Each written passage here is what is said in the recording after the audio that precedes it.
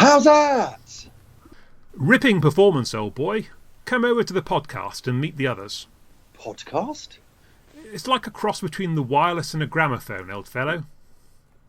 Paul, may I present Huw? Oh, how do you do, Huw? No one's ever made that joke before. Huw who? Can we just move on past the Huw jokes? I'm sorry, Paul, but he'd like to remain incognito, and I think we should respect that after what he's done today. Of course, yes. First rate, sir. This is Giles, the Dr. Science of our podcast. Your enthusiasm for Doctor Who is worthy of the master. What? Well, the other Huw. Who? Now he's doing it. Commissioner of the Daleks Master Plan, Sir Huw Weldon. Yes, of course. Are you able to stay for the podcast, Huw? Yes, you must. I insist now. Thank you. Good. We need someone to get stuck in a secret passage for the better part of an episode. Oh, And it's always useful to have someone new to blame, if anything goes wrong. I see. Only thing is, I haven't got a fancy podcast microphone. I was just thinking how charming yours was. That's true, Huw. We'd better get started before I change my mind.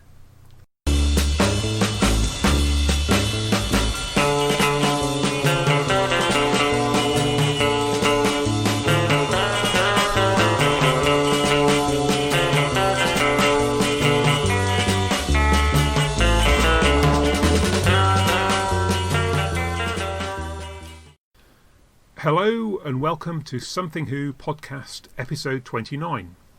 And this time we're crossing the streams. It's both one of our mainstream episodes where we compare a story from the original series with one from the new, and also we have a special guest. Woohoo! In this episode we're looking at Doctor Who's two great sporting encounters, starting with the 5th Doctor's cricketing exploits in Black Orchid, followed by the 11th Doctor's footballing feats in The Lodger. And who better to help us with that than Huw Turbervill? Hello, Huw. Hi, good evening. Nice to be on here. Well, it's great to have you on. And welcome to what we're calling, for one episode only, Something Huw. So many of you will know Huw as a sports journalist and as the managing editor of the Cricketer magazine, but the three regular contributors here also know him as an occasional visitor to Gallifrey Base's Missing Episodes Megathread. So, Huw, I guess I should introduce you to your fellow members of the forum. So you may be able to guess that I go by the imaginative handle of Richard Smith. And then there's Minmi, who's our very own Giles. That's me, yes. And Paul shares his surname with the Merseyside Indiana Jones. Yeah. I've been looking back through the family tree to see if we're related, because obviously if we were I might have some leverage, but unfortunately no link as yet. Hello. Yeah, it's great to have you on board. Thanks for coming along, Huw. So I guess now we've done that reunion. So Huw, what's your story with Doctor Who? How did you become a fan, and what kept you going with it? Well, I was born in 1972, and of course in those days we didn't have much choice on TV channels. I started, I think, just caught it on a Saturday night probably, absolutely terrified by the rat in Talons of Weng Chiang and the robots and Robots of Death. And then I think a guy around the corner from me was a bit older than me, was a massive fan of the show, and he had this beautiful little game with little red and blue Daleks. Was it called Dalek 4 or something? Yeah. Oh, yeah. So I managed to persuade him to borrow a couple of these Daleks, and I got sort of quite transfixed by that. I think may or might not have been a factor. I think K9 was quite a big pivotal thing. Vividly remember watching on my grandfather's black and white TV the unveiling of K9 Mark II at the end of Invasion of Time. Yeah.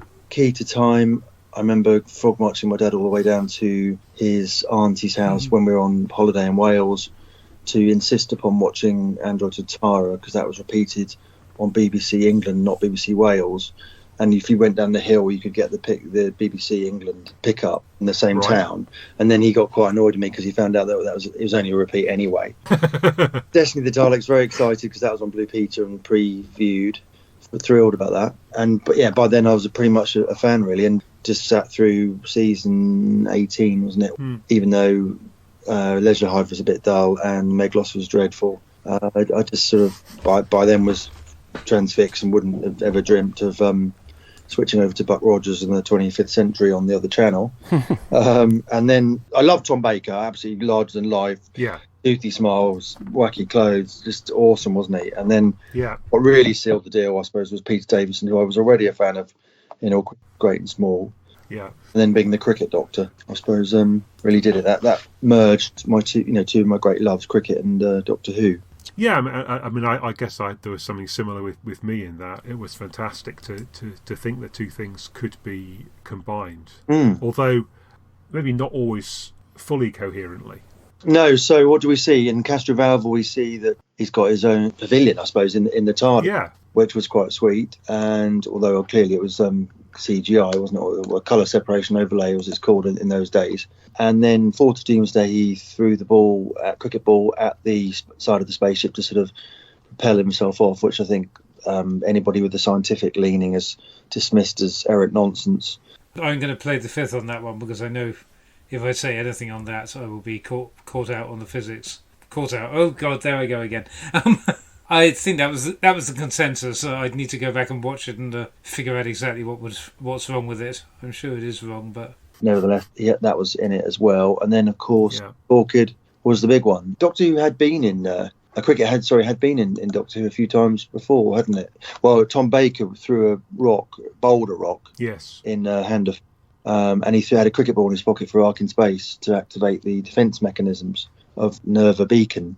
So I think the fourth Doctor was a cricket fan, but the first Doctor didn't know anything about it when the TARDIS landed on the outfield of Lords during an Ashes test in Dalek's Master Plan, I should say. I have been discussing that very recently for a rival podcast. Stay tuned. He said he didn't know anything about the game, I believe.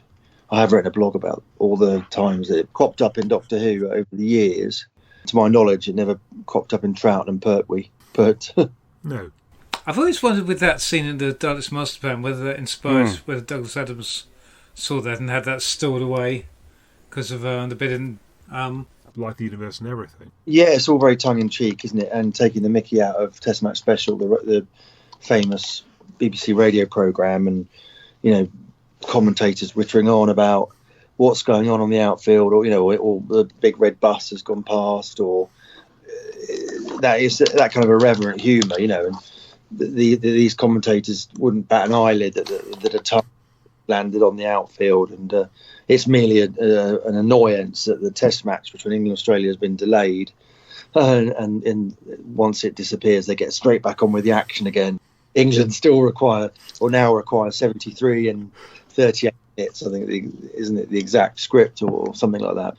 Yeah, so it's that same kind of humour. Whereas, very much, I've got the book actually behind me, Doctor Who and the Cricket Men. I haven't read it yet, but Douglas Adams, it's something about a wicket gate, isn't it, or something with the three stumps and the bails, and the Cricket Men are after this wicket gate or something, and it's that same kind of irreverent humour, isn't it?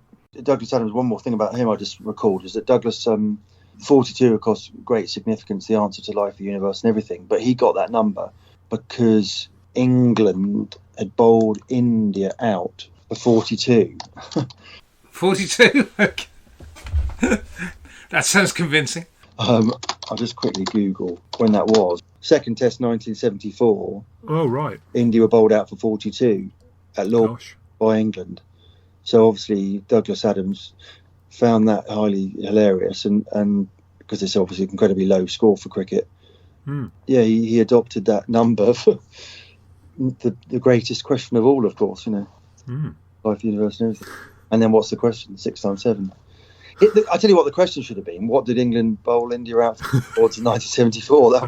That might have been better, but no. It would have made more sense, I think. Yeah, perhaps. Yeah. How many roads must a man walk down? I haven't gone back to check, but the bit didn't he specifically... Oh, it's all very well to say inspired the Cricket Men, but he recycled quite certain aspects of that and Shada for Life, the Universe and Everything. And isn't there a scene that's basically the same, where the sofa appears on the cricket pitch and we hear the commentators? Yes, exactly. It's the same gag, with the commentary. It must have had a great impression on him. At a young age. I just remembered that David Tennant used a cricket ball to stop a piano landing on a pram in Human Nature. Oh, yes. So there was a bit more cricket coming up, and Funnily enough, also in Silver Nemesis, the Cybermen had Duncan Fearnley cricket gloves, painted silver, double knuckle gloves. They were called, yeah. Sure. Brill. Okay, well let's move on to the stories then. Do we kick off with Black Orchid? Now, I think you've chosen the wrong metaphor there. Well, yeah. There is that. He's on a sticky wicket already.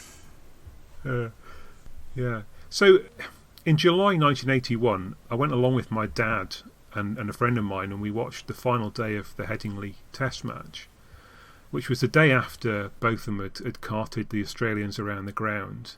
And it was the day that Bob Willis then skittled them out and started off that Australian Ashes series that so caught the nation. Well, it may not have caught Paul and Giles, but certainly, for many of us it did.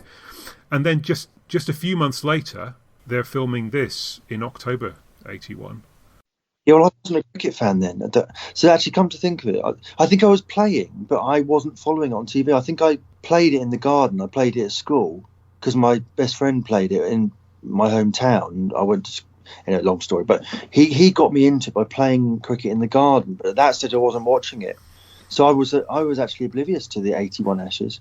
And I think actually the following summer, 82, was the first time I sat down and watched a Test match, England-Pakistan.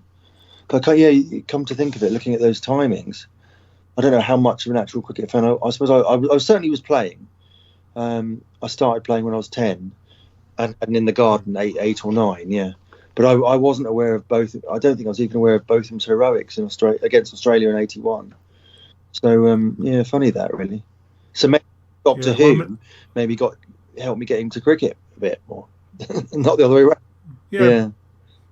Yeah, maybe. I mean, I'm a little bit older, so I think the first summer I watched Test cricket was 1978, which kind of coincided with the emergence of both of them as a real force in the England team. And then by 81, of course, he'd had a bit of a lull. But then I'd persuaded my dad that he would take me to see the Headingley Test, but he could only make it for the last day. So on the fourth day, I was very glum because England were falling apart and threatening to lose the match on the fourth day. And when both of them and Dilly had their heroics. So, I mean, I was just delighted about the fact that they'd managed to make it last into the fifth day, which meant we could go along and watch it, not really imagining that they were going to win the Well, some of your listeners probably haven't got a clue about that cricket. Some of you listeners probably haven't got a clue about cricket. So to give it some context, I mean, it's a numbers game, really, isn't it? But I think England got 174. Australia scored over 400. And then England had lost half the team in the second time round and were nowhere near getting enough runs to make Australia bat again. And if you can't understand that, well, let me tell you that the odds of England winning the match were 500 to 1, according to bookmakers. And actually a couple of cheeky Aussie larrikin players actually had a bet on England to win the game. It's quite a big scandal about that, actually. They gave the bus driver a tenner to slip on England, just in case. I actually no belief that they wanted England to win or whatever. That was far from it. But they had a cheeky little bet, and so that's sort of come to light over the years. But 500 to 1 is probably the greatest, one of the greatest comebacks. I could certainly think of one of the two greatest comebacks in cricket history, or Test cricket history. Sure. Yeah, and so this story, I mean, it may already have been written by then, I'm not sure, but certainly, shortly after that is when they do the recording. And there's certainly an echo of that Headingley match in the way that Lord Cranley's side are almost down and out, and then along comes a doctor to smash it all around the park, and then also skittle the opposition. So I wonder if that was very heavily on Terence Dudley's mind as he was writing this, or if it's just entirely coincidental that he's given Davison the sort of Bothman Willis roles. Spot on, yeah. So I wonder whether Terence Dudley took inspiration from that. Yeah, absolutely. Do you think he could well have done, couldn't he? I don't know. I mean, when would the scripts have been written? I suppose. No, it was filmed in October. Filmed in October, yeah. So could have been written in the summer. It's hard to know. I don't know whether Terence Dudley was a cricket fan or what have you, but no, you're absolutely right, aren't you? That I suppose the Doctor could have been Dilly in a way, couldn't he? I mean, getting towards the end and then hitting a 50. he certainly had a field with Yes. an array of sort of slogs and what have you. I mean, I interviewed Peter Davison for my magazine, The Cricketer. He said he liked cricket, but judging by his technique, I wouldn't say he was sort of a brilliant cricketer, really. But he's obviously sort of handy, knew how to hold a bat and so forth. But it was all sort of slogs to the leg side, and it wasn't sort of cultured stroke play of the like we've seen from Ian Bell and people like that over the years. Who's just retired. But it was sort of hearty hitting, and in the bowling was he didn't really use his front arm. Bowlers use their front arm, get it nice and high, then the back arm comes through with the ball. But the doctor wasn't using his front arm; he just used his back arm. So I would say I wouldn't have thought he was a particularly good club cricketer, but he obviously liked the game and knew the game. Yeah, and it was great fun interviewing him about Black Orchid. But Ron Jones was the director, wasn't he? That's right. He had a very checkered record that he is Doctor Who director. I mean, I love Frontios. It's one of my favourite stories, actually. So that was a good one, but he did some other stuff that wasn't so good. I mean, I suppose he couldn't help Time Flight, that they were trying to recreate a prehistoric plane in BBC studios and Concorde and all that. But I mean, one of the major failings of the cricket match was that the Doctor hit a 4 and they signalled a wide. I'm shocked. You tell me there are aspects of Black Orchid that don't quite hold up. So a 4 is this motion here with a finger across like that, and a wide is just the two arms out like a scarecrow. So obviously no one on set was on hand to sort of point this out. I mean, I would have thought Peter Davison would have done, but maybe he was busy or something, but doing something else, having his Harlequin costume fitted. He was chuffed, though. He told me that they left the camera rolling when he was bowling, and he didn't think that the cameraman was filming, that they were going to edit it, so he'd run into bowl and then they'd sort of just throw the ball at the stumps. And he ran in and bowled, and he genuinely bowled the guy out. It hit the stumps, and he was thrilled but initially disappointed that he didn't think the cameraman was filming it. And he said, "You didn't get that, did you get that?" And he did, and he was overjoyed that it was actually sort of authentic. So, yeah. And then Lord Cranley, isn't it? Lord Cranley says you played like the Master. And of course the Doctor's horrified, thinking of his arch enemy, from Gallifrey. But they say, "Oh yes, the Master, W.G. Grace." And the Doctor's relieved. But actually that was another faux pas as well, because W.G. Grace wasn't the Master. It was Jack Hobbs was the Master. It was known as the Master, the legendary high-scoring Surrey batsman, Jack Hobbs. So not the all-rounder W.G. Grace. So that was another little error that probably 99.3% of the audience didn't pick up on, but saddos like me noticed it, or maybe not noticed it at the time, but I certainly have noticed it subsequently. There's quite a lot of time given over to the cricketing sequence narratively, especially when they've only got 50 minutes. You'd think they'd be jumping straight into the story and getting going with things, but instead, and it's halfway through the story rather than at the beginning. So I think another thing we were going to talk about was Peter Davison's costume, and as you were saying earlier, he picks it out in Castrovalva from the pavilion in the TARDIS, but it's kind of cricketish, but it's not exactly a cricket costume. No, it was unlike any cricket costume that's ever been worn. In fact, it reminded me of that line from Jonathan Agnew. England had a jumper a few years ago that was absolutely awful.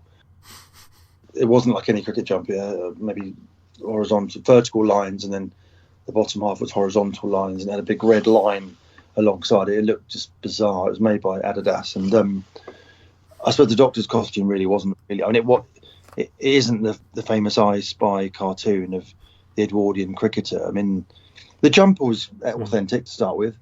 I think it was red, white, and brown, or stripes or something. It looked like a genuine proper cricket jumper. They got rid of it and replaced it with this big one with red and black lines by the time of Frontios, season 21 maybe. Just even the jumper wasn't authentic anymore.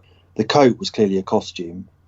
Not a horrible thing by any stretch, was it? But very sort of tailored, wasn't it? And the trousers were sort of striped, and anything like it really. They could have swapped the vegetable about occasionally, couldn't it? It could have been a leek one week and an artichoke.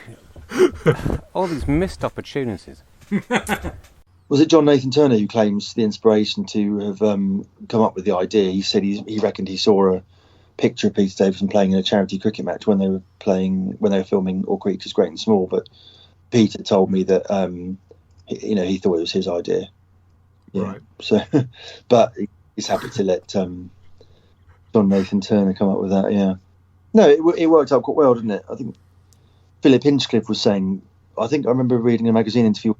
He was asked what he would have done with the Doctor if he'd carried on, and he quite liked the sort of Brideshead revisited sort of image of the Doctor as an Edwardian cricketer or what have you. So seemed to work out fairly well, didn't it? Not as wacky as sort of Colin Baker's costume later. Yeah, indeed. So I suppose at least with Davison's costume, you've got the sense that people could have put those things together, whereas clearly with Colin Baker, it is a costume that has been designed. No, it's horrendous, wasn't it? It was just awful, terrible production error, wasn't it? Felt so sorry for him. Because I did get to interview Colin Baker as well for the cricket. And he also is a big cricket fan. Yeah. Possibly more than Peter Davison, actually. So the cricket thing might have worked out quite well for Colin Baker. So that's the thing that I always remember seeing a picture of Colin Baker in cricket whites. Around the time when he was cast. And that was around the time... Like a behind-the-scenes I know what you picture. mean. I could have sworn there was one of him around the time he was cast. Yeah. And there was a story, that famous story of him was that when JNT took him in to speak to, I think David Reed, who was the head of serials at the BBC, to sort of stamp JNT's choice as the Doctor. Colin was a bit miffed because he was listening to the England-India World Cup match, 1983. But when he got into the David Reed's office, to his great relief, David Reed was watching the match on his telly, and they didn't talk about Doctor Who very much at all. They just talked about cricket, so they hit it off, and that helped Colin get the job. So, well, I mean, so sometimes it that kind of thing pays off. Yeah, absolutely. Yes, what you know, who you know, and all that. Yeah, I'm sure he wouldn't have not got it anyway, but it sort of helped him seal the deal. Yeah. Peter Davison later played another cricketer in Midsummer Murders, actually, he was telling me about. So, and he got annoyed about that he was actually intervening on that occasion, telling people to hold the bat the right way and so on. He played the captain of a team, Jeff Towler, his name. He didn't actually get to play any cricket, but the story was about cricket. Yeah. Yeah, in the Blu-ray set for season 19, there was a return to the locations where they recorded Black Orchid, and one of the things they did was to wheel out Davison once again, padded up, but now in his 60s. I mean, he could barely lay a bat on a ball. So, but I mean, I guess it was probably a long time since he played by that point. Yeah, I don't know whether I got the Black Orchid DVD. I must watch that. Yeah, it was filmed with the Withyham Cricket Club, wasn't it? Withyham, East Sussex. Right. Quite a long way from Buckinghamshire Railway Centre, where they filmed the steam engine, and they actually filmed a steam railway in Worcestershire, Buckinghamshire, Worcestershire, and East Sussex were the three locations. So they sort of spread it around a bit. But I Google imaged Withyham Cricket Club. It still looks very nice today. You say it was filmed in October, so the pitch was green. You could tell that. You could tell really it was out of season. There's a lot of mud around the edge of the pitch as well, where they've got the dinner party guests sort of sitting there watching. It's all a bit kind of squelchy. Yeah, it's a bit. Yeah, a bit autumn, definitely. Yeah. Of course, we didn't see much more of Davison, or the Fifth Doctor's love of cricket after that, did we? He mentioned it in Caves of Androzani when Sharaz Jek threw his toys out of the pram. We had the Doctor say that he was more a tennis player than a cricketer. A wry aside to Perry, and obviously that was reference to John McEnroe and sort of having fits of temper tantrums and so on. But yeah, we didn't see much more cricket after that, did we? We saw him in the Doctor Who Monthly, didn't we? Doctor Who magazine. He was playing in Dockbridge, wasn't he? Right. Yes. Yeah. In fact, if I vaguely remember the ball being bowled at the Doctor, and it suddenly turned into a hand grenade in one story. Oh. So Ooh. yeah. Yeah, they didn't. I don't think they were all that interested in the cricketing aspect. I think it was a means to. A gimmick, really, wasn't it? Yeah. And of course, there were in the original photo shoot we had the stumps chalked on the TARDIS. And a Duncan Fernley bat. And I've just written a piece about Slazenger cricket bats with a cricketer that's gone really wildly. I'm loath to say viral, but it's not broken the internet. But compared to some of the things I write, it really has taken off. Actually, if you Google my name and Slazenger, I think 100,000 people read it or something. Oh yes. So people get really interested in the subject of bats, and Beef Sableton was using a Duncan Fernley bat, a very distinctive logo of 3 black stumps. He does indeed, yes. And I was going to mention that if you didn't. yeah, I'm planning to. That's my next article, Duncan Fernley. Well, I bought a Duncan Fernley bat in the mid-'80s with my first paycheck, mainly because I think both of them used it. Yeah, that's right. I have to say that it was a lovely bat, but I never did very much with it. Although my friend borrowed it and scored 50, so he showed me there was nothing wrong with the bat. It was just my technique. No, I had a Duncan Fernley bat and didn't like it, but I think it's probably because it's too heavy for me. I didn't really think too carefully about what I really needed, and I don't know. I always light bats for some reason. Yeah, it didn't do the business for me either. So they're all the same wood, really, aren't they? Just for your list, it's basically all the same wood from certain parts of the home county. I think there's a place in Essex where the wood comes from. They do make some bats in India, but essentially the wood is all from Essex and Kent. Particular type of willow, and I mean they just put different stickers on it, don't they? But essentially it's the same thing, really. I mean, however good the piece of wood is dictates how good the bat is, and whether it's got a Slazenger sticker or a Duncan Fernley or Grey Nichols is neither here nor there, really. I don't think. I mean, there's certainly an element, and there was an element of good craftsmanship, of course, but playing down the wood or whatever. But yeah. So you pointed out that nobody involved in the production of Black Orchid really knew much about cricket, and perhaps we could also infer that they didn't care very much because nobody wanted to do the research that would have been necessary. So why did they devote so much? It wouldn't have been Terence Dudley's idea, presumably. Yeah. And it's the only story in this season where it would fit, or indeed any season. Yes. So for all that I complained about this cricket section being a bit long, oddly positioned, and not really doing the story in which it's placed any justice. On the other hand, it is part of the side of Black Orchid that I like most, and which I think appeals to a lot of its fans, which is the fact that we get to see the TARDIS crew in a more everyday, I was going to say realistic, a more everyday setting. Relaxing, enjoying themselves, not having to fend off alien invasions left, right and centre. Just doing normal, everyday things. Yeah. Dancing, eating, playing games. Tegan's... Yeah, I suppose it's because she's the token Earth person. But she ends up... She has to know everything in this story. She has to know how to dance, how to play cricket. Cheering on the Doctor Yes. in the cricket match. Yeah, she explaining it to Adric and Nissa, wasn't she? So she's from Brisbane, so that's a hotbed of cricket. So that would explain... That's nice that she had a bit of an interest. So in that sense, it's quite a real-world story. But on the other hand, it isn't, because it's entirely based on certain genre, fictional genre. I'm not going to say tropes. I've got to look up what word I used to use before somebody invented tropes. Yes. The thing that I went looking for was obviously, because I've always thought, Brideshead Revisited is all over this. But this was commissioned before when Wild Brideshead was in production. Maybe it was in production, so maybe word was getting around that they were doing this lavish production. But Brideshead didn't come out until, I believe, 82, or later in 82. That was the point.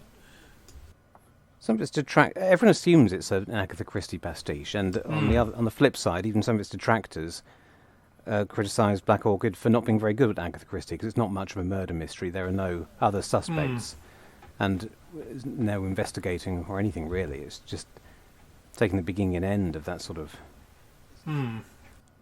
He does throw everything in, doesn't he, Terence Dudley? Considering he's only got 2 parts to fill, he puts a lot more Well, in some ways, more in than he needs to. I didn't listen to the commentary recently because I'd like to know. I can't remember what it is specifically Peter Davison doesn't like. I know he thinks it's not much good as a mystery, does he? Doppelganger side of it doesn't go anywhere. It's nothing to do with the plot or to do with the mystery until the end. Yeah, I suppose it adds a bit of colour to the denouement.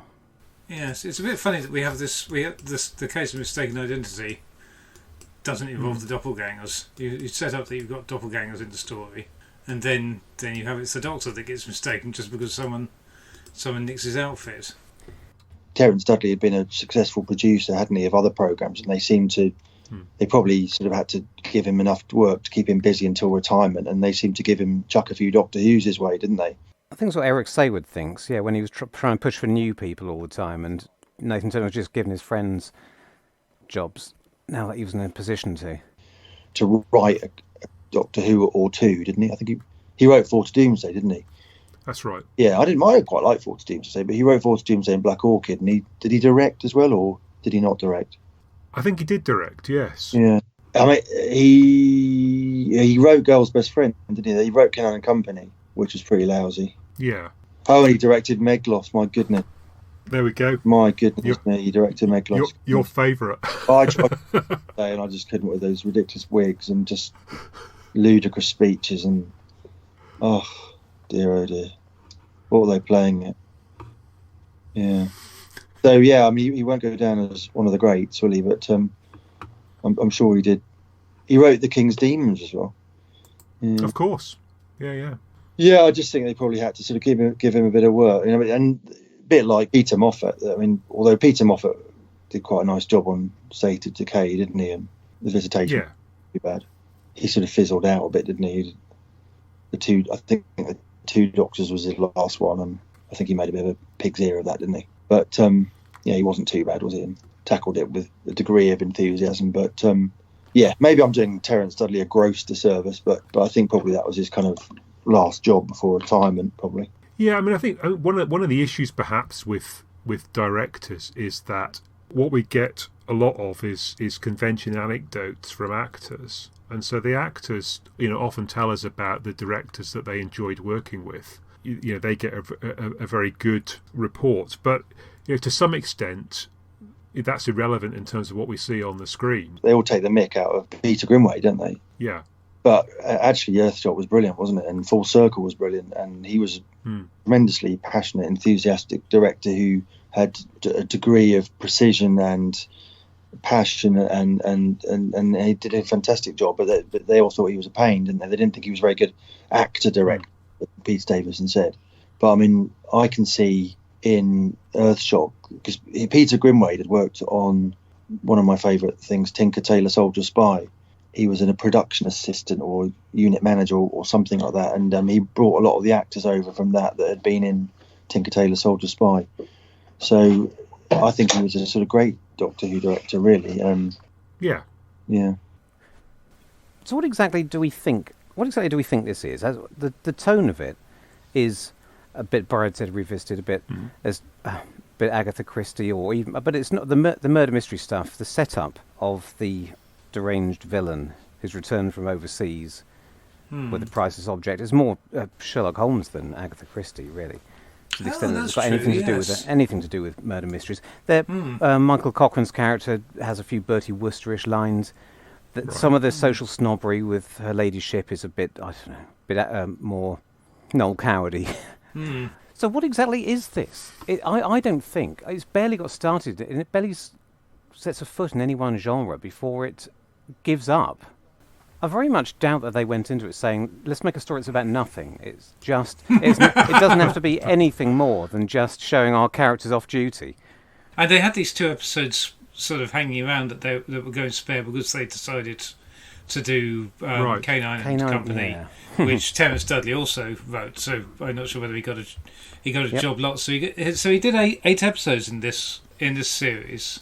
Yeah, but he'd done Four to Doomsday, and he'd done K9 and Company, which was kind of part of the same production block, and then these 2. So he'd done 8 of the 28 that the team were making classics in the period.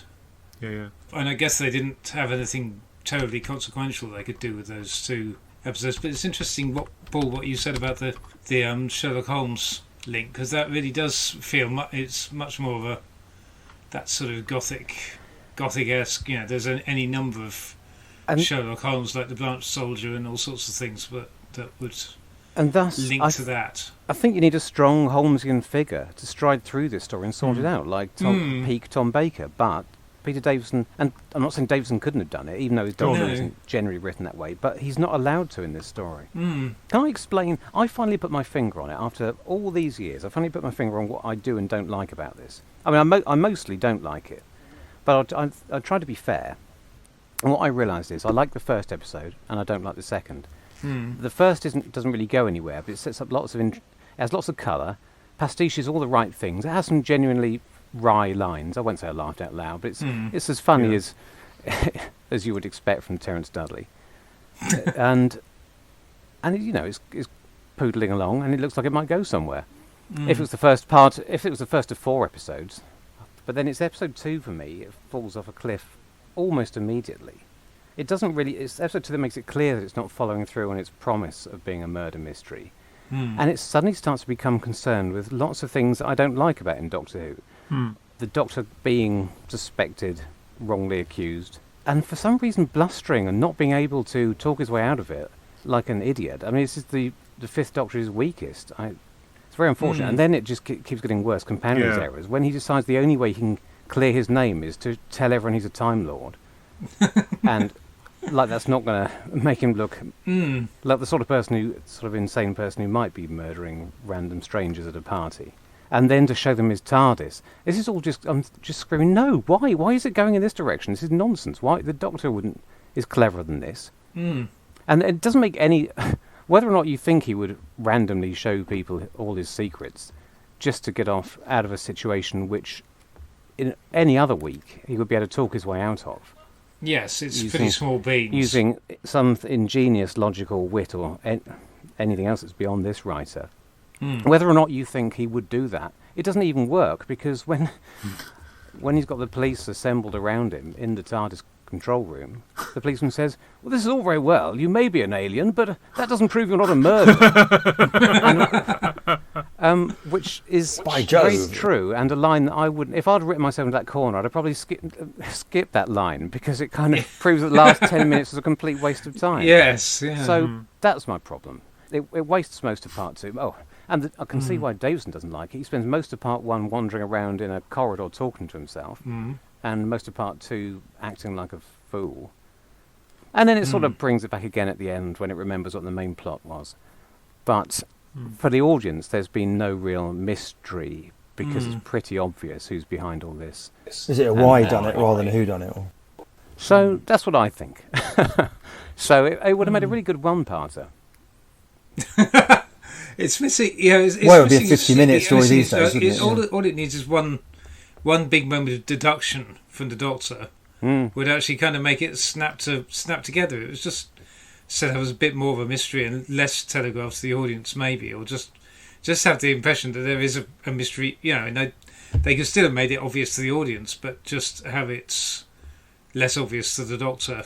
Just have the idea that the Doctor's been presented with a mystery, some clues and some evidence for him to make a Sherlockian deduction. It's a brilliant way to showcase this new Doctor. And if they wanted, if part of the point was to have what we used to call a pure historical, but a story without any aliens or any science fiction in it, then it would have been great to remove the sonic screwdriver from the TARDIS and everything, and have the Doctor behaving. So you've stuck them in the 1920s and got them behaving as if they are regular 1920s Earth people. Well, why not carry through on that promise for the whole thing and have them...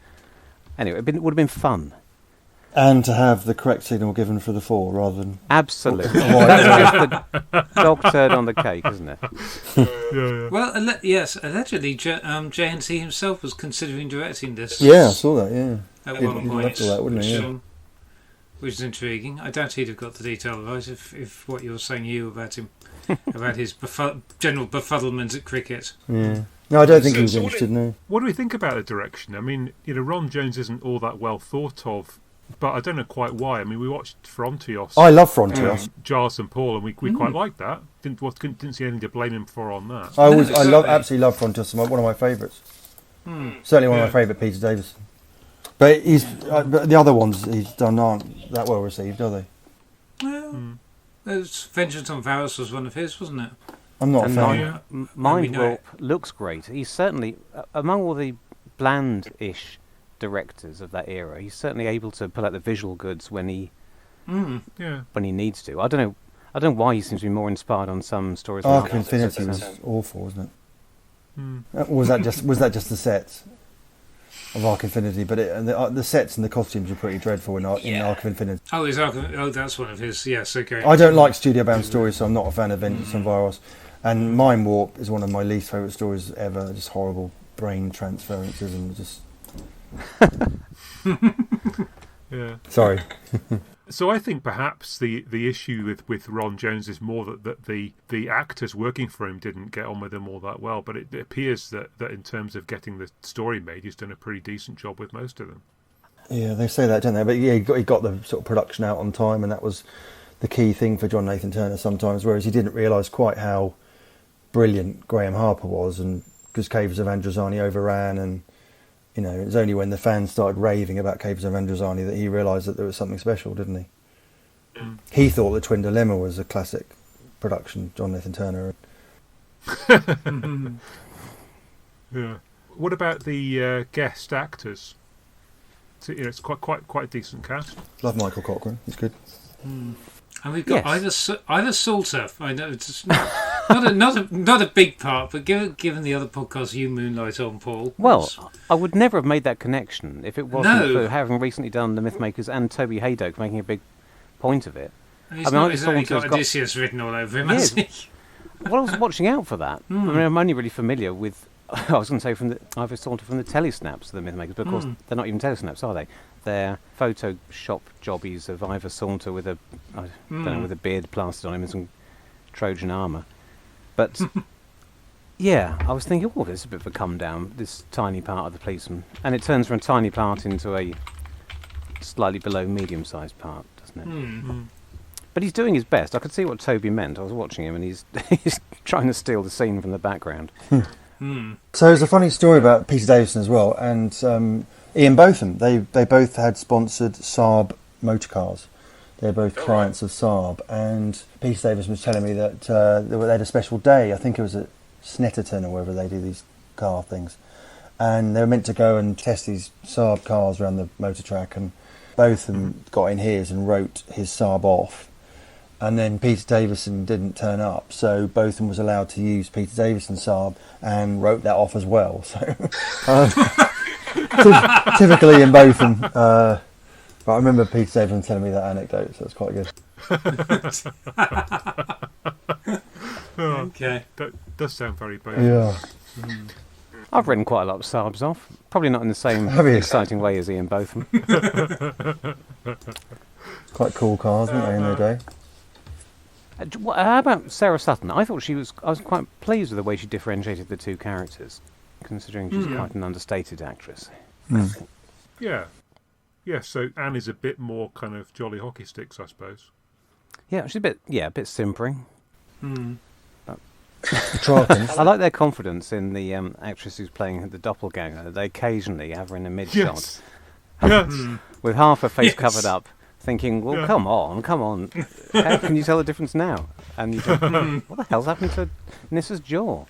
Yeah, I've written that towards the end of the second episode. I said, they just can't be bothered to hide not Nissa now. Hey-ho. Because it starts off being very subtle, and then you can see her quite clearly in a couple of the scenes. Yeah, I think all the other actors do the best with what they've got, because the dialogue isn't sparkling. It just has the occasional little fizz, like 3-day-old champagne. But they can see what the character's supposed to be. I suppose it's stuff to do with the Talbots. The Charkans of Worcester. That's quite a good line, isn't it? Yes. Yeah. It is. They never really, and then that was it for cricket, really, wasn't it? For the rest of the Peter Davison era, until it was mentioned in Caves of Androzani when Sharaz Jek had a tantrum, and Peter Davison said, or the doctor said, he's more a tennis player than a cricketer.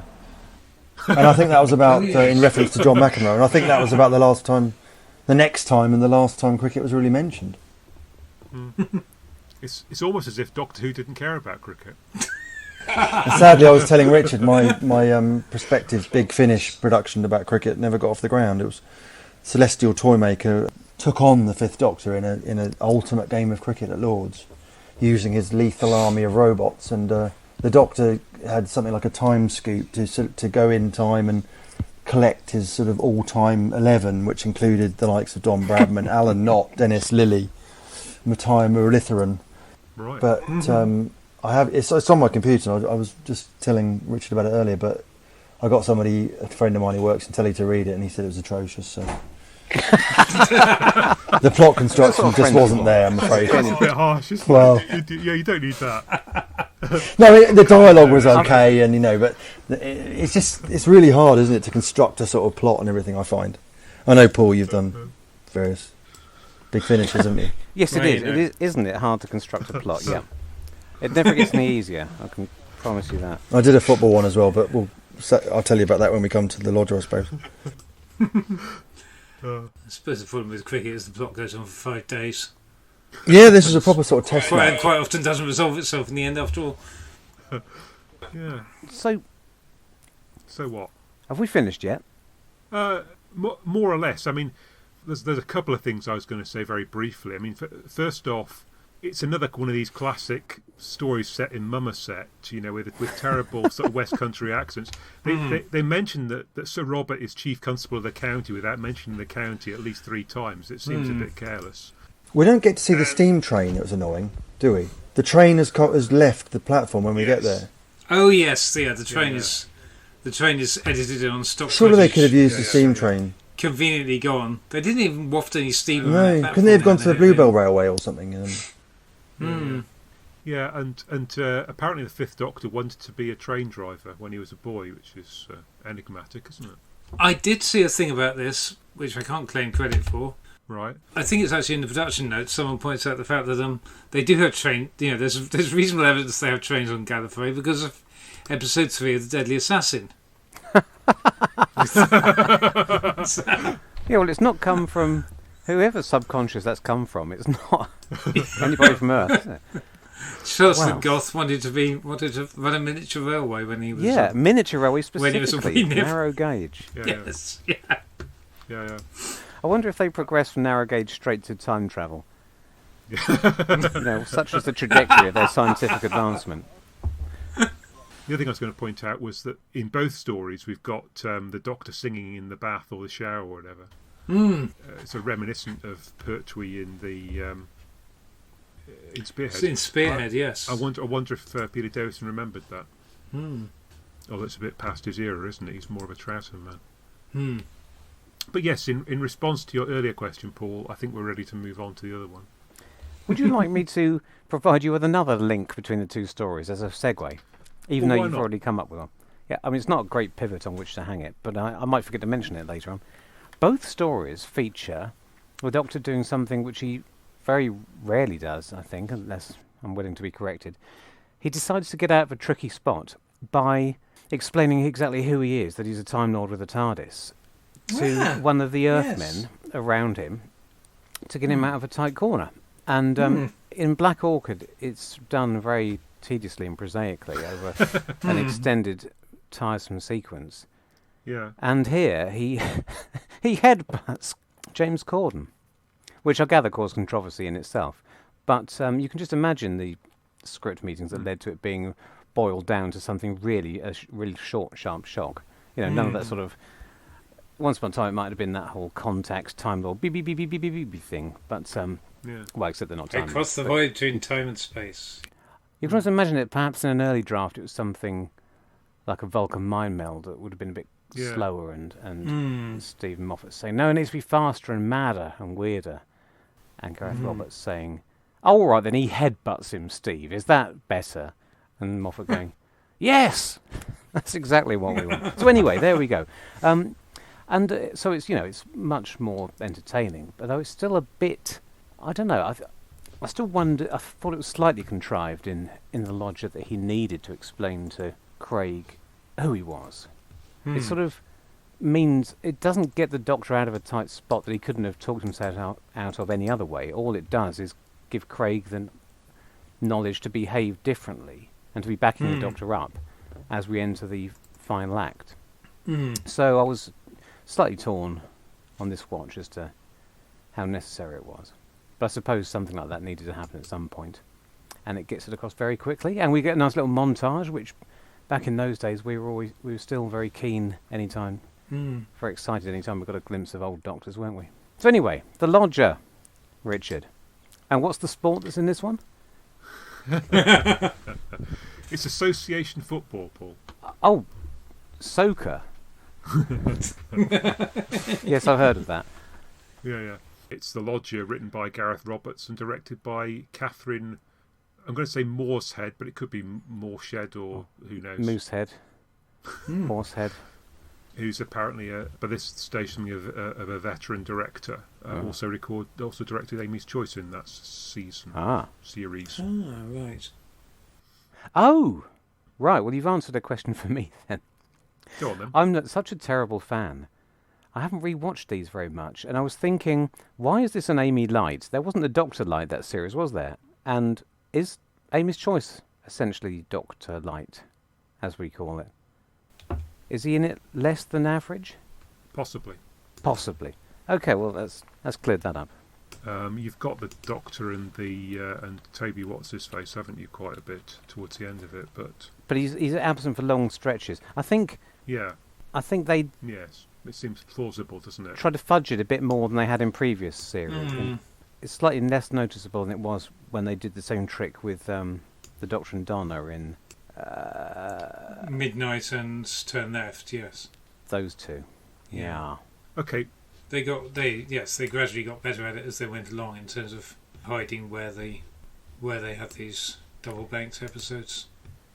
Yes. Yeah, because what this does, I think, again, stand to be corrected, but more than any other episodes where the Doctor's companion is temporarily absent, he gets a brand new one-off companion, doesn't he? Craig is very explicitly set up to be a big guest character.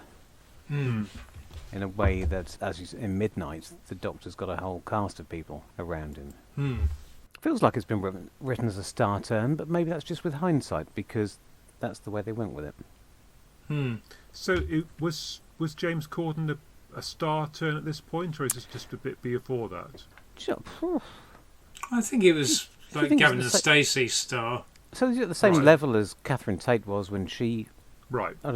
She only had her own show on BBC Three, so I mean, it just depends on your definition of a star turn.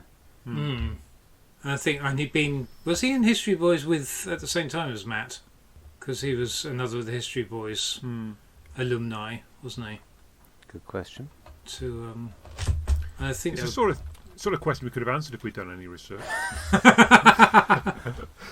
I still think we should make that the primary gimmick of this podcast, the no research podcast. We should ask questions, and then we should cut to the sound of keyboards tapping for the next 2 or 3 minutes, followed by befuddled interjections, and then we reach a conclusion. We leave that as an exercise for the interested listener. Yeah, we could put an unedited version on Patreon and make some money out of it. So, in the same way that Black Orchid is a bit of a disappointing vehicle as far as Peter Davison is concerned, this one is an absolute star turn as far as Matt Smith is concerned. It really gives him a chance to show off. Oh, doesn't it? Yep. Yes. I mean, we've either been very lucky in the 11th Doctor episodes we've covered on here, or he's fantastic in all of them. I'm starting to think it might be the latter. But as you say, the script certainly gives him lots of business. I remember thinking at the time that he was even more eccentric and gauche here than he had been up to now. I mean, not in a way that bothered me, but because it was all very funny and charming. But his particular uncertainty of how people behave on 20th century Earth seemed to strike me as quite surprising. 11th Doctor turned up to 11, as it were. But if you're going to do all that sort of thing, you have to do it well. It has to be written with flair and imagination and acted with a touch of genius.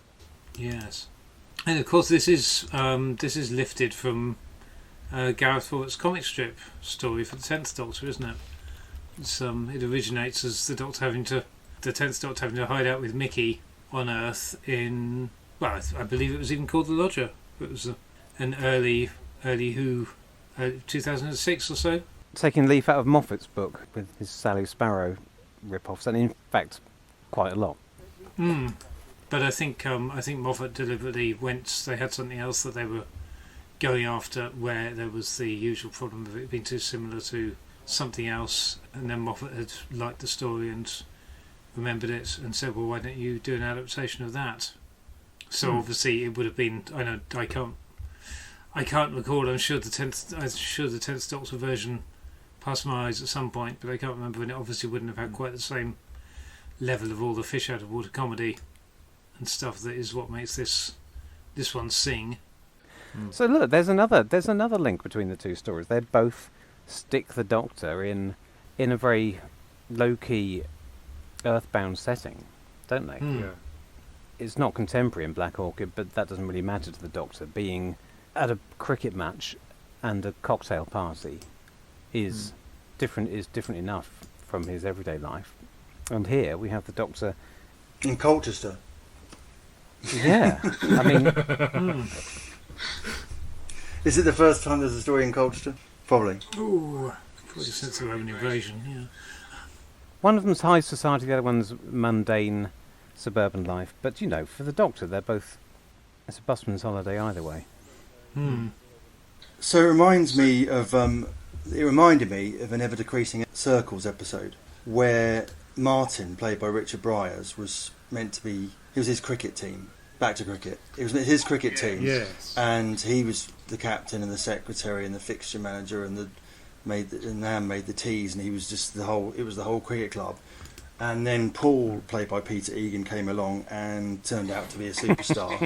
And annoyed the hell out of him. And so it really reminds me of that the Corden character, James Corden character, it's his kind of team and his baby, and then this interloper turns up and turns out to be a superstar. So, but the difference being Peter Egan can't play cricket.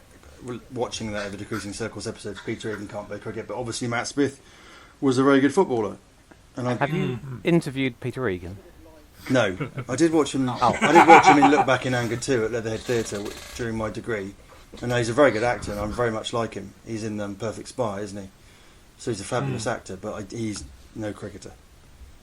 I'm judging by Ever Decreasing Circles. But Matt Smith, of course, was a good footballer. I think he was a centre-back. He grew up in Northampton and played for Northampton Town and had to give up because of a back injury. Apparently he is a Blackburn Rovers fan. Now, that doesn't sound logical considering Northampton's nowhere near Blackburn Rovers, but if you think that Matt Smith was born in 1982, then he would have been 12 when Blackburn won the league. And me being from Suffolk and being a Liverpool fan, it's kind of the same thing, that in your formative years you get into the team who are the best. Sometimes. And that was the Blackburn when Dalglish was the manager and Alan Shearer was the star striker, so that explains his love for that. It's interesting. Apparently, I assumed that I thought they must have written this in the same way as like Davison. He likes his cricket. Yeah, but apparently the football sequence is in the original comic strip with the 10th Doctor. Good Lord. Oh yeah. So apparently he rocks up to play for Mickey's little posh team or whatever. So we were spared the sight of, we weren't literally spared the sight of David Tennant having to pretend to be good at football. But, Christ, that was a bit of luck, isn't it? Yes, He's Scottish, I suppose he can probably play. He's never mentioned sport, has he? No. There's a love of sport. True. Come on, there must be some other Doctor Who fans who don't like... Feeling very isolated here. So they're rather strange little goals, aren't they? In this? Yeah, so there's no net. They don't look like proper goals. There's a couple of things that annoys me. Okay, so I used to do cover football for the Telegraph. So, a couple of things annoy me. One, there's no nets in the goals. Two, King's arms on the shirts is missing an apostrophe. Three, the goalkeeper that Matt Smith scores all the goals against is wearing the same colour jersey as his teammates. So they play in green, and the goalie's in green as well, in exactly the same shirt. Would that be allowed? I don't know. Apart from that, it's fine. Well, the thing is, they're clearly professional enough to have a goalie there, aren't they? It's not really a complete knockabout. I suppose it's conceivable that he would win. Sorry, I'm getting my terminology wrong. I'm sorry. A referee. They have someone who's. So they have a referee. Who's played a referee. I didn't know that today. Yeah. I doubt that Gareth Roberts knows any more about football than. He hasn't struck me as a big Well, football then fan. who should I include here? Me or Paul. Yeah. But maybe that's why it's a very brief sequence. It would have just been the Doctor does some great football stuff. Yeah, he pinches a free kick from under Gordon's nose. I'm reminded of Mitchell and Webb's Lazy Writers. Yes. Doing the footballing thing. Oh, that's he brilliant. footballs the ball. That's a He brilliant footballs sketch. the ball over there. That's a brilliant then, sketch, that yes. one way. Football, we've got the football! Stoke Oh, City yes, versus that. Sunderland. Footballs the hell out of it. Yeah, that's a brilliant sketch, isn't it? Huw, you pointed out earlier that nobody involved in Black Orchid, the director, the film editor, who I was going to throw under the bus, because when you said that there was the wrong signal given, that would have been the decision made in the editing room. Yeah. Maybe you just thought it looked more pleasing with a particular... But anyway, do you think here the same problems happen with the director and the editor? No, I don't think it's as bad. I presume Matt Smith would have been pointed out really bad errors. I was clutching, looking for stuff, but the goalie wearing the same colour jersey as teammates. I mean, you think he put on a bib or another jumper or something. I suppose it's plausible that the Nets wouldn't have goals, being a sort of park game. I did wonder if that was just to make it... Oh no, I mean, is it less clear visually if there's a net? Do they want us to be able to see the ball going through, or is that... Well, it would have been look good. They always say that it looks good, the ball bulging the net, doesn't it? So, right, yeah, of course. I think they probably would have preferred nets. How many players are there? Is it 5 aside, or 7 aside, or what? Do we see? I guess it was 11. I don't know. Is it full It's not really clear, is whole it? kit and caboodle? No. There seem to be a lot of people on the pitch. They think it's all over. The Doctor says he doesn't know yes. what football is. Is it the one with the sticks, he says. But that's surely inconceivable that the Doctor, in all his incarnations, wouldn't have known what football was. I mean, that seems a bit weird. Yeah, but we've already established that he knows nothing in this story. He doesn't know how people greet each other or how they pay for so things. What's the explanation for that, then? Pertwee's Doctor must have seen some football in all of that time he was in the Yeah, I mean, 70s. weren't the Brigadier and Yates and that lot and Benson watching a football match one night or something? Was that on BBC Three? That's the rugby. Oh, was it the rugby? Was it right? Pretty sure that's the rugby they're I watching. can't believe there hasn't been any football. It's weird, isn't it? I mean, Yes, have you got a top 10 football references? no, I couldn't find any. I mean, Is that it? the great unmade Doctor Who story was my prospective Big Finish production called Football Alien. About it was an alien on the run, a criminal. I'm not sure. I didn't really establish what crime he'd committed, but he loved football, and he was masquerading as a Cardiff City striker in 1959, and scored loads of goals in freak fashion, and. The Doctor, it brought the attention of the authorities that he'd scored sort of 69 goals in 42 games or something, and his disguise was sort of slipping, and the alien bounty hunters were closing in on him, and yeah, that was another one of my Doctor Who stories that never got off the ground really. But Did you show that to your friend who works in television? no, I didn't show him that one. No, I'm working on a one. I was hoping you had another adjective for it, execrable or something. I'm working on another one during lockdown, which I have hopes for. I genuinely have hopes for, but that hasn't got any sporting references particularly in it. But yeah. It sounds a little bit like you might be going with the same vibe as Delta and the Bannerman there, the sort of Wales in the 1950s. Yeah, I don't know why. Yeah, I chose Wales obviously because Doctor Who was being filmed down there. Because I remember writing this at the time when Matt Smith was cast as the Doctor and finding out that he liked football. So I thought, I'll write a football story and send that off to Stephen Moffat in the days when naively we did things like that, not knowing that they weren't even going to read his scripts, and they'd send them back in envelopes saying, sorry, Stephen Moffat isn't able to read this for copyright reasons or whatever. But so I did write quite a lot of this one, and so I chose Cardiff because it was filmed in Cardiff. I chose 1959 because obviously nowadays if a footballer was doing really well, it would be all over the internet, and you could sort of disguise yourself a bit more, presumably in those days. Yeah, and I chose football because Matt Smith loved football. So This is vaguely reminding me of the spy caper thing that a mate of mine and I wrote many years ago, just spec screenplay thing, which involved a suave American spy. Well, the thing was, we alighted on the name Archie Gemmell as being his as being his cover name, and then it became apparent to both of us, after the fact, after we got quite attached to this name Archie Gemmell.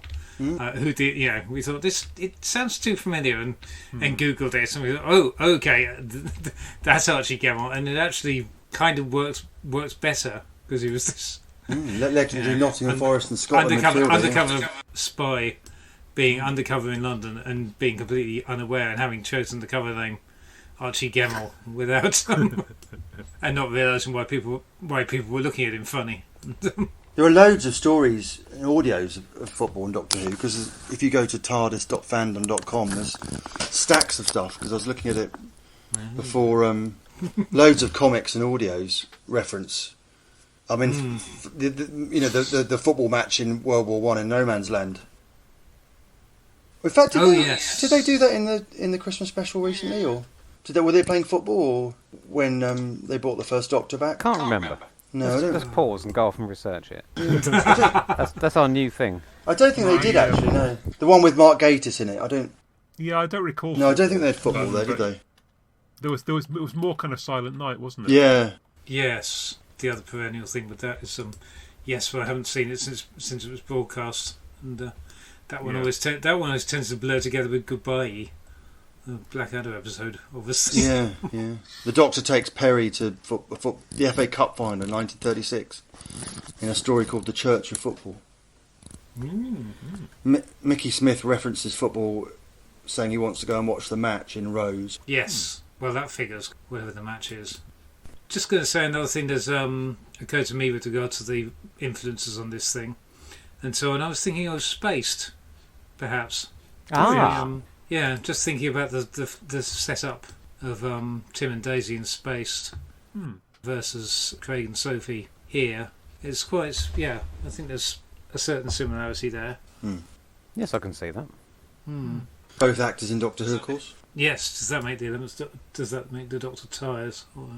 Mrs. Huw, she married Doctor Who, didn't she? Well, she married the Doctor, sort of, in Human Nature. Oh, of course, yes. In his dreams, I suppose, wasn't it? Good point. Yeah. Nurse Redfern. So what do you think? Why is this better than Black Orchid? It's full of similarly inconsequential stuff. I'll kick off. Because these metaphors just keep tumbling out, don't they? It threads the science fiction in with the whimsy of the Doctor living an everyday life much better.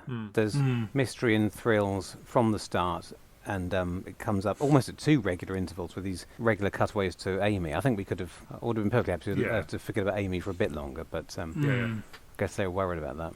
That was her episode off, wasn't it? Really well paced. And the pacing of these 50-minute episodes is something that's bothered me ever since the new series started. I go on about it quite a lot, don't I? But I don't really like the ones that take a long time to get going and a long time to resolve and only have about half an hour of plot in the middle. That winds me up.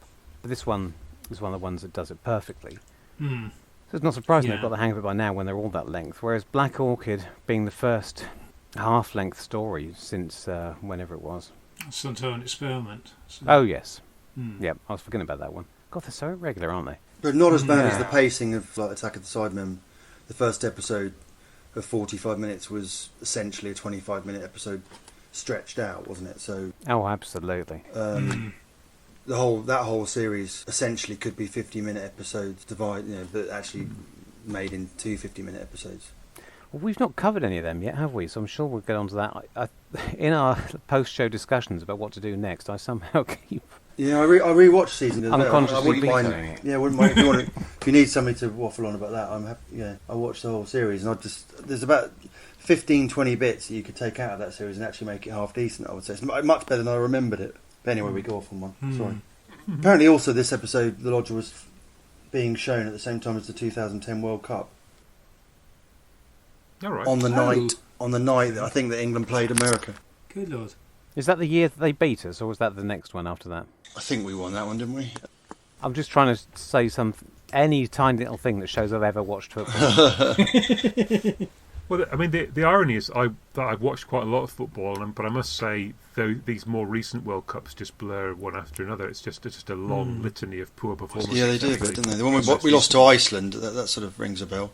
It was canny. This was about the tail end of when they seemed to, because this was the last series that was produced on anything like a managed schedule. Yeah. Because up until this point, they were very good at getting episodes in that had topical tie-ins. So I remember the 2006 World Cup. The Radio Times did the Daleks versus Cybermen. Oh yes. We had Doomsday going on at the same time, and they did a Daleks versus Cybermen Football World Cup tie-in dual colours, didn't they?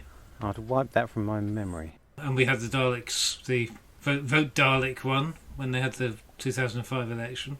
And they were very good at getting things that were just in the zeitgeist at the right moment, right up until the point where production fell apart really, and then we were suddenly grateful for it whenever we got it.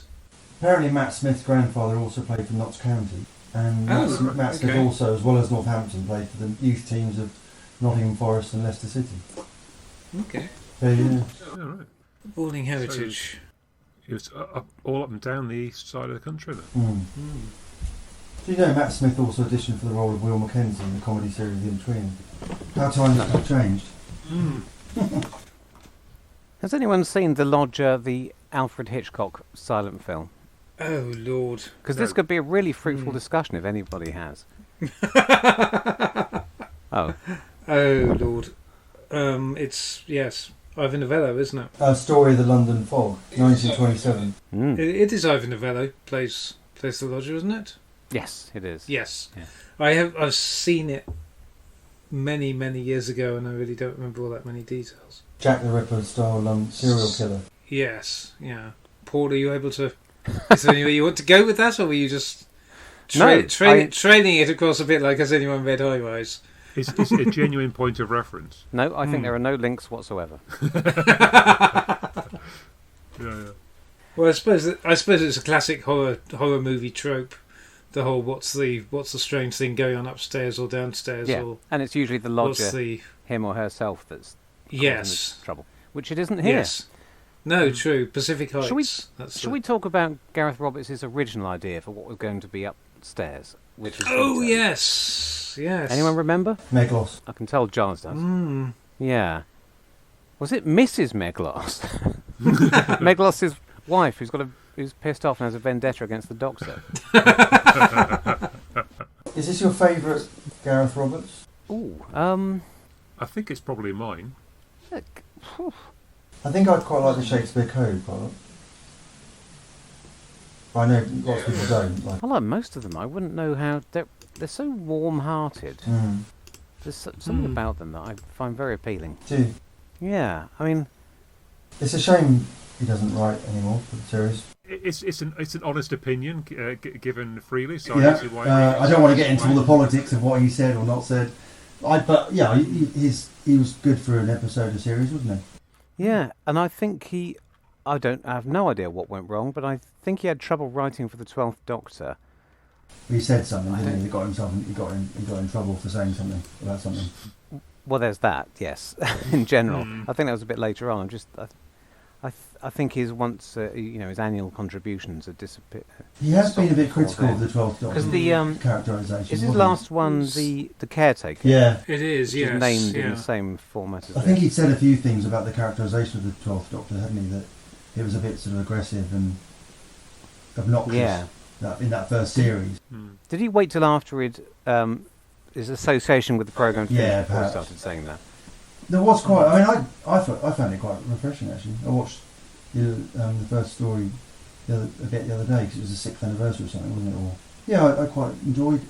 I quite like the spikiness of Capaldi. Yeah. I mean, they had to tap into that because they had Malcolm Tucker, didn't they? And that was the obvious way to go with him, wasn't it? And then they toned it down, didn't they? And he became. Some people say he was a bit like sort of an older Matt Smith with the electric guitar sitting on top of the tank and all that kind of stuff. But he was really spiky in that first series. Where it went wrong, I think, was about his anti-army stuff. I think that really grated on me. That was really weird, wasn't it? One of his best friends was the Brigadier, and yet he kept calling Danny Pink Army, didn't he, and things like that. PE as well. Yeah, weird. Yeah.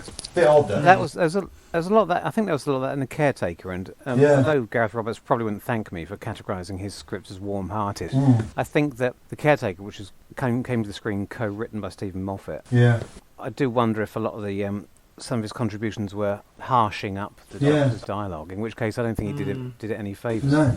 Well, it's funny. We were reviewing Deep Breath a few episodes ago, and saying how much of the harshness and so on comes in from Into the Dalek onwards, rather than actually being there all that much in the debut story. Yeah. It's quite a lot of that sort of stuff really isn't there quite so much. And there's a gag about attack eyebrows and things, but you don't really get into that whole angsty "am I a good man" kind of thing, and the idea that he's a borderline sociopath. I remember spotting this time, watching The Lodger, that the resolution is very similar to Closing Time, which is the sequel. They're both, in both cases, it's the power of love saves the day, which is not the sort of thing that I would normally go for, but he manages to keep it from being too treacly and actually make it quite powerful. Does that come in any of his other stories? That's probably the most throwaway Cyberman story ever, isn't it? That story. I mean, previously in Doctor Who, the return of the Cybermen is an event in itself, isn't it? But in that story, it's not really a Cyberman story as such. I think it's fair after 50 years that you can start throwing them in as a bit of spice rather than it always having to be about them. Well, they do that all through Series 6, don't they, really? They turn up in... It's the return of Craig, that story, rather than the return of the Cyberman, isn't it? Yeah. I had to say I wasn't keen on the sequel. I'm not sure. I think... Despite what I just said, I actually think he did push that a bit too far. It was a bit emotionally manipulative, the ending of Closing Time. But I think this one is very, very light. It just seems to work really well on its on its own terms. Yes. I found the time pass very quickly while I was watching it, and I laughed in most of the right places. So the ending's a bit weak, but actually it's all right. It kind of makes sense within the context of the story, so I was okay with that. I didn't realise that a lot of people... I'm just looking at Wikipedia. Wikipedia tells me, and so it must be true, that people generally think the ending is weak, and I didn't have a problem. The resolutions are a big problem for me. They're all often where a story will fall down, because you'll be waiting... If there's a mystery, you'll be waiting to find out how it's resolved, why these things are happening. And far too often it turns out there is no good reason why these things are happening. It's because the writer had 3 really good ideas and wanted to put them all in the same story. Yes. And only at the last hurdle did he realise there was no way of connecting them. But here it makes sense, and it doesn't feel like a cop-out. No. I mean, it's paced so nicely that we want Craig and... what's her name? Sophie. Craig and Sophie we want Craig and Sophie to get together because the story's mostly been about... We're more invested in the human side of it. So when that turns out to be the way that the day is saved, and quite cleverly, because he's also used... I'll go off on a slight tangent here. I was going to say that it seems to me, as a layman, that Gareth Roberts is quite good at mimicking the style of the showrunner of his day. His stories fit perfectly into their era. His earlier ones feel a bit Russell T Daviesy, late, and this feels Moffat-y. The kind of disassociated, spooky catchphrase that rings out of the front door as people are passing feels very Moffat-y to me. The character in the shadows, it's help me catchphrase. It's very Moffat-y. Yes, I think the tightness of the resolution, where the character interactions fit. Oh yes, and the explanation for what is going on upstairs, that it's just malfunctioning tech, is also very Moffat-y. Very Moffat. We've probably seen it slightly too often by this point, but it's not the main thrust of the story, it's not a problem. I think that's the thing, that I don't mind as much as I came to roll my eyes at Love Conquers All resolutions to plots, especially through the Moffat era. But in this case, it is organic to it because the entire thing is set up as a there is a will they won't they rom-com thing going through it. Spaced, etc., etc. It's referencing all those kind of Notting Hill and things like that, and I think the fact that then becomes the resolution to the science fiction plot, that's earned. Then that is a. It's set up quite cleanly, and it Clever. isn't too contrived. It's set up that the spaceship requires somebody who wants to leave. Yeah. It's searching through the minds of these people. Indeed. And it's looking Yes. for people who want to leave. And the whole story has been about the fact that Craig and Sophie are in denial about what's keeping them there. So really it is entirely organic, the way these two A and B plots come together. So, very impressive. And I have no idea what anybody else would have thought was a better ending. If they wanted a big gun battle in the spaceship with laser beams flying everywhere, well, we get that next year, don't we? When they reuse the set with a bit of retconning. When it turns out it wasn't Mrs. Meglos, it was the silence. Yes. And the sublime. I'm never sure ridiculous, what the connection is at all. No. I don't think there's Well, any. it's no less tight than every other way in which they try to thread the silence into the ongoing 11th Doctor narrative. But maybe we'll come back to that. Yes, yeah. The other thing that occurred to me on watching it, and I'm not quite sure how strong the resolution was, but the connection really is. But obviously Moffat liberally reused certain elements of the plot for the pilot Go on. when it came round to it. That's true. I hadn't. Well, the spotted pilot that. is also about an alien spaceship looking for a pilot Okay, yes. and kidnapping, I believe, various people, as I recall, or kidnapping and Yes. killing various people while looking for the right kind of host. They're completely shameless. But it works both times, so it's obviously a good idea. Yes, yeah, and I haven't seen. Yeah, there we go again. I haven't seen the pilot probably since 2015. So, 2015 was it? 2016. One of them. One of those years there. Yeah. Anything to say about the cast? I just want to say I'm very fond of. I like James Corden as a performer, and I'm very keen on Daisy Haggard. So Yes, you know, she's lovely. And very I'm all over this. It's a shame she wasn't in Closing Time as much. That's another big flaw of it from my point of view. Yeah. I don't understand quite why. I've never really got why people are so down on James Corden. Whether it's just because there are obviously people are. And, Well, I don't know him, but so maybe I should retract that. but whether it's just an envy thing or I'm talking about people who don't know him being. It is for me. I mean, I've always wanted to have my own chat show on late night American television. So for me, it's pure envy. Yes. All right, I'll say some other nice things about him if you thought that was too. Did you ever see One Man, Two Governors in the theatre? No, I never did, Astonishing, the unfortunately. physical performance, top class. Yeah, I think the cast is what really makes it. I think Matt Smith and the two of them together, it just seems to work really well. And as you say, Amy's just irritating in this one because she's taking you away from what's going on in the main part of the story. Yeah. I did quite like that little the gag about the communication that's being scrambled and them hearing the Doctor talking absolute gibberish. From the, I do like the sort of gubbins that he makes in the bedroom. It sort of strikes me as being pure sort of Troughton or Pertwee, sort of ludicrous machine. So I quite like that. I didn't write down any jokes, but I particularly like it when Sophie is told what the Doctor's calling himself and assumes he must be a drug dealer. That's I don't know why that. Not that they say that, but I think that's one of the things that made me think about Spaced.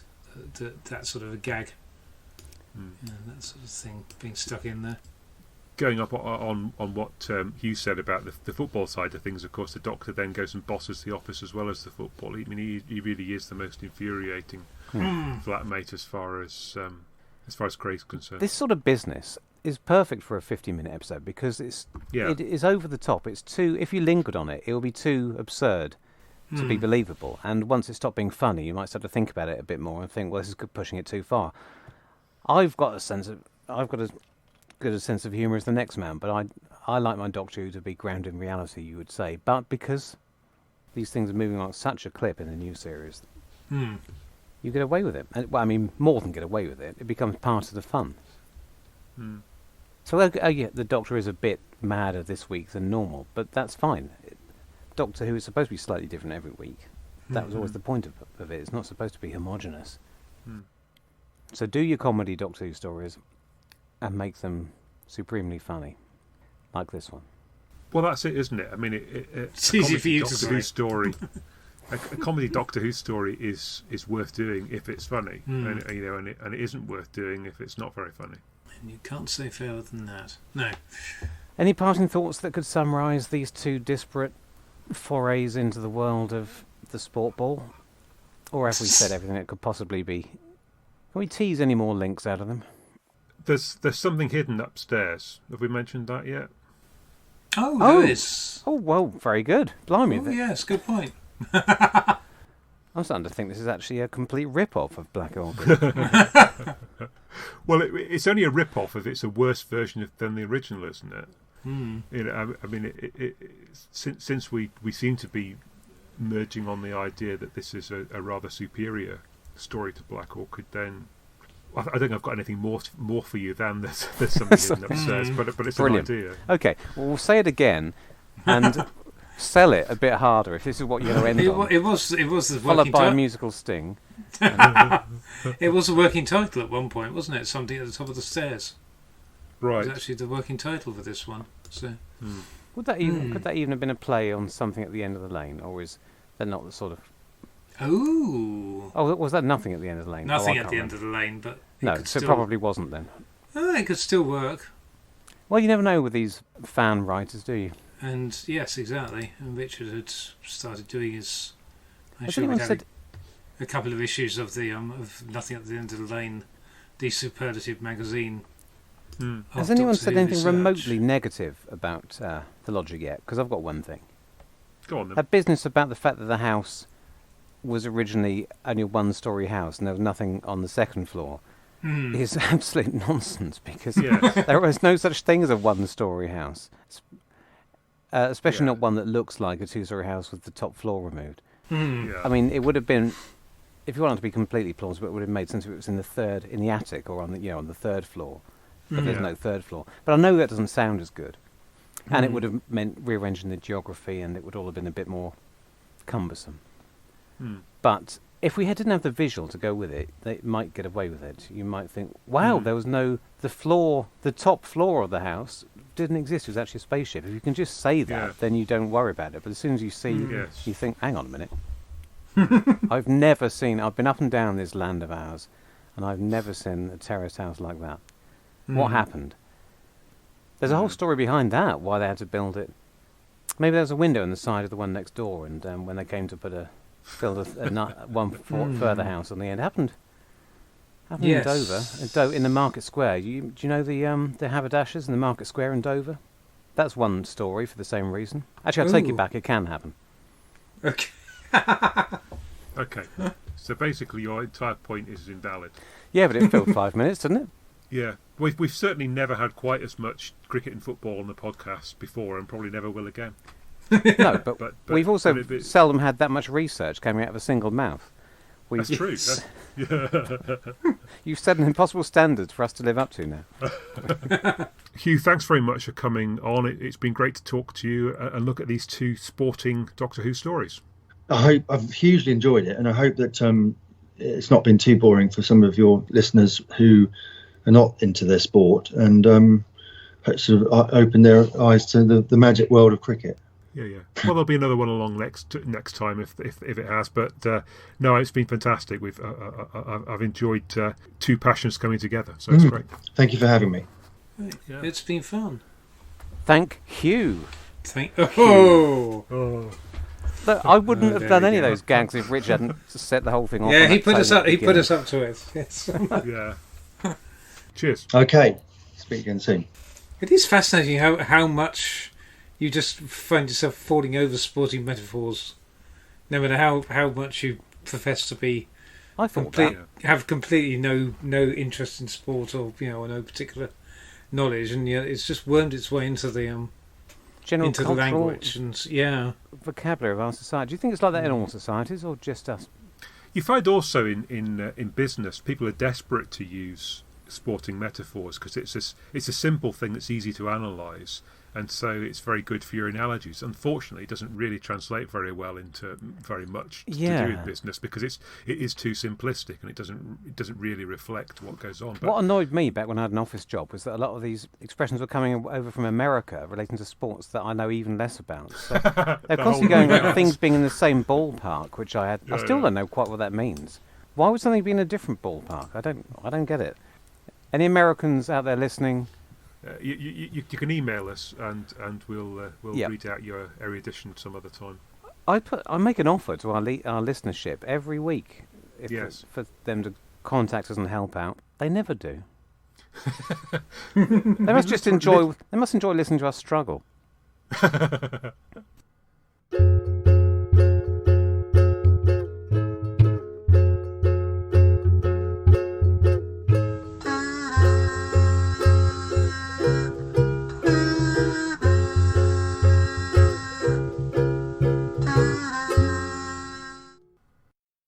Colin Baker used to play in his garden and pretend to be Colin Cowdrey. And he did wear Peter Davison's costume briefly, didn't he, in Twin Dilemma? Yeah. And Androzani, until he had to give it up for that monstrosity. It's interesting that Colin Baker would have been a Cowdrey fan because he's famous for being brought up in Lancashire, isn't he? Oh. Rochdale or something like that. Okay. In fact, Peter Davison, I'm reading it now, Peter Davison mentioned Colin Cowdrey in his interview. He said that he liked the fact that you had these big sort of rotund figures like Colin Cowdrey in cricket.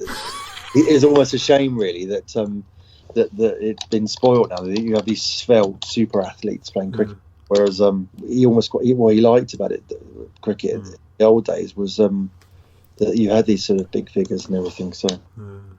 It's a bit harsh on Cowdrey, isn't it? I mean, he was certainly chunkier in his later days. I'm not sure that he necessarily always was. Hilariously, when he was called up to play Australia in 1974-5, and he was 42 years old, public school boy, typical English gent, 42 years old, called up to play Australia. Dennis Lilly and Jeff Thompson, these fast bowlers who were literally trying to take England's heads off, and Colin Cowdrey went out and said, screaming Aussie crowd, everybody shouting about the Poms and everything, and he said, "How do you do? My name's Colin Cowdrey." And Jeff Thompson said, "That's not going to save you, fatso." And so